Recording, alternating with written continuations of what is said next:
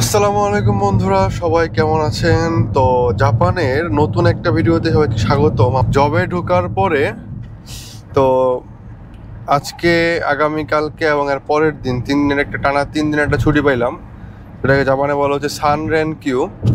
তো এর মধ্যে হঠাৎ করে প্ল্যান করলো হচ্ছে আমার বন্ধু জহির। সে বলতেছে যে আমার আরেকটা বন্ধু আছে যার সাথে আমরা ল্যাঙ্গুয়েজ স্কুলে একসাথে পড়াশোনা করছিলাম, সে থাকে হচ্ছে ফুকুই প্রিফেকচারে, তো সেখানে যাওয়ার জন্য। তো আমরা প্রায় আজকে 60টা প্রিফেকচারের উপর দিয়ে, হ্যাঁ, প্রায় 550 কিলোমিটার পথ পাড়ি দিয়ে যাচ্ছি আমার বন্ধুর সাথে দেখা করতে। তো এই যাওয়ার পথে প্রায় 60টা প্রিফেকচারের বিভিন্ন সৌন্দর্য আমরা উপভোগ করতেছি। জাপানে এখন মে মাস চলতেছে, কিন্তু দেখেন এখনো বরফ গলে নাই, বরফ রয়ে গেছে। অথচ মে মাস আমাদের দিকে মানে টোকিও, সাইতামা, কানাগাওয়ার দিকে অনেক গরম হয়ে যায় আর কি। এবং এখানে আছে বিশাল বড় বড় লেক, এবং সেই পাহাড়ের যে এত মানে গাছগাছালি বা এত সৌন্দর্য পাহাড়ের, আসলে আমি নিজেকে মনে হচ্ছে সুইজারল্যান্ডের মধ্যে আছি। আসলে সুইজারল্যান্ডের মতো জাপান তার থেকেও অনেক বেশি সুন্দর আমার মতে। জাপানের প্রতিটা অঞ্চল এক এক রকমভাবে সাজানো, গোছানো, সুন্দর। এবং আমরা যাচ্ছি যে এই রোডগুলো পুরোটাই free of cost, without any toll fee ছাড়া আমরা যাচ্ছি। তো রাস্তার মধ্যে আমরা অনেক কিছু উপভোগ করতেছি। আমরা দুইজন গতকাল 10টার দিকে থামলাম বরফ দেখার জন্য। দেখেন এখনো বরফ গলে নাই। যাই হোক, এই বছর আমি তুষারপাত মানে এরকম স্নো পিকে যাওয়া হয় নাই, এই ফাঁকে একটু দেখা যায়। তো একটু বের হইছি আর কি, এই যে এখানে বরফ একটু ধইরা দেখি আর কি, আসলে কি বরফ কিনা, আসলেই বরফ। ওরে ভাই,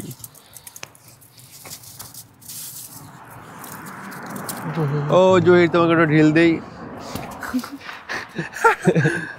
শুরু করছো, আমিও শুরু করি। তবে এতটা শীত না, আমি সেন্টুকি এতটা শীত না, সুন্দর বরফ। এটা কেন জানি কালো হয়ে গেছে উপরের দিক দিয়ে, হয়তো বৃষ্টি টিষ্টির পানিতেও আছে। জাপান এই সময়ে বরফ পাওয়াটা মানে হচ্ছে অকল্পনীয়। হোক্কাইদো আছে, হোক্কাইদো তাড়াতাড়ি মায়ের। ও মা, কি বরফ রে ভাই!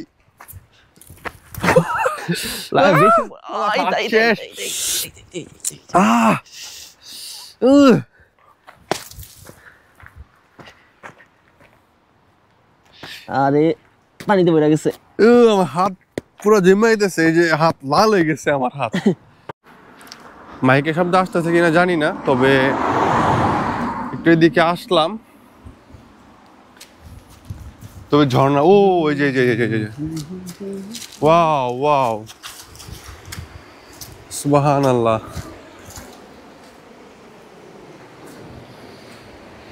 ঝর্ণার পানি, বরফ গলা পানি,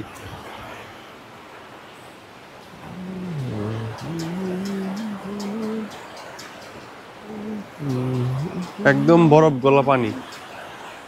এবং এই পানির শব্দ আসলে একদম পুরো ন্যাচারাল সাউন্ড।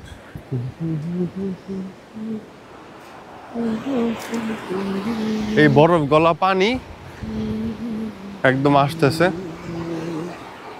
আর এখান থেকে মনে হচ্ছে যে কেউ আমার জন্য রাস্তা বানায় রাখছে। দুই পাশে ঝাউ গাছ, মাঝখানে যাওয়ার জায়গা।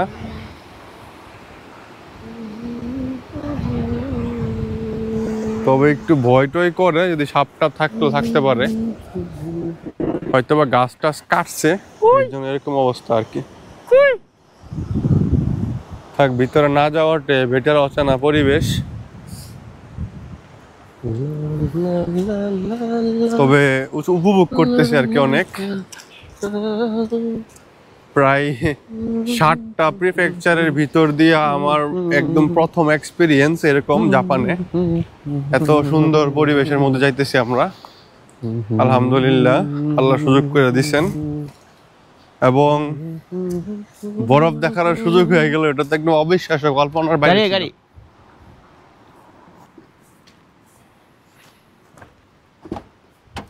দেখি সামনে আগাইতে আগাইতে আর কি পাওয়া যায়, চেষ্টা করি আপনাদেরকে দেখানোর। একদম পাহাড়ের ভিতর দিয়া, জঙ্গলের ভিতর দিয়ে এরকম আঁকা বাঁকা পথ, হ্যাঁ, খুবই সুন্দর। এমন না যে পাহাড়ের ভিতর দিয়ে হয়েছে দেখে রক্ষণাবেক্ষণ নাই, খুবই অয়েল।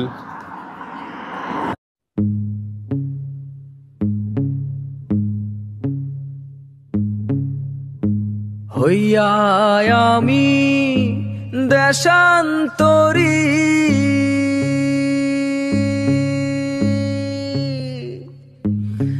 দেশ বিদেশে ভিড়াই তরি রে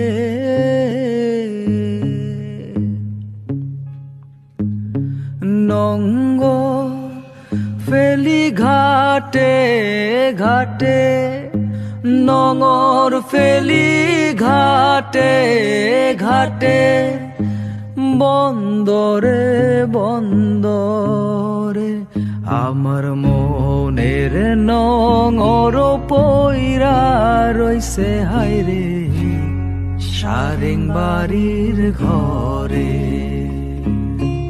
ওরে নীল দরিয়া আমায় দে রে দে ছাড়িয়া বন্দি হইয়া মনোয়া পাখি হায়রে কান্দে রইয়া রইয়া ওরে নীল দরিয়া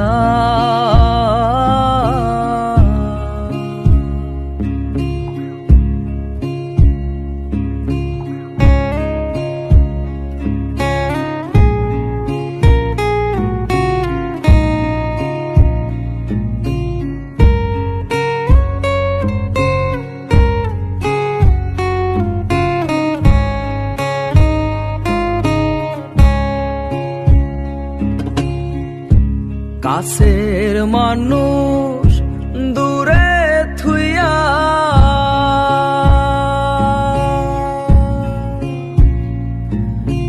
মরি আমি ধর ফরাইয়া রে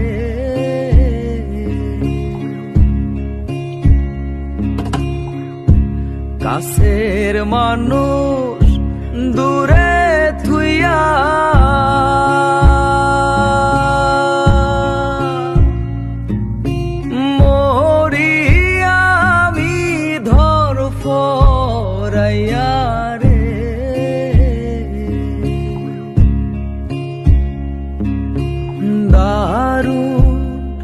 জ্বালা দিবানিশি দারুণ জ্বালা দিবানিশি অন্তরে অন্তরে আমার এত সাধের মনোবোধ আইরে কি জানি কি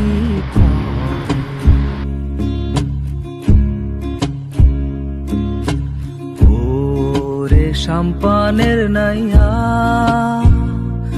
আমায় দে রে দে ভিড়াইয়া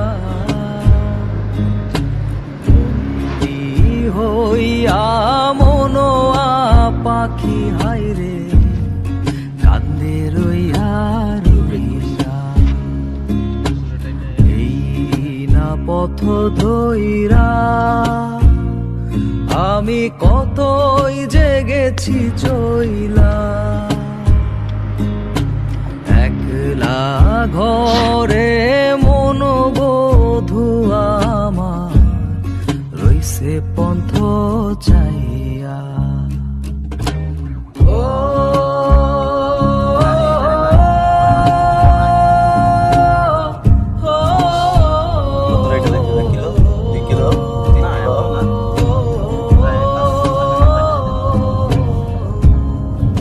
অবশেষে আমরা ফুকুই শহরে চলে আসলাম।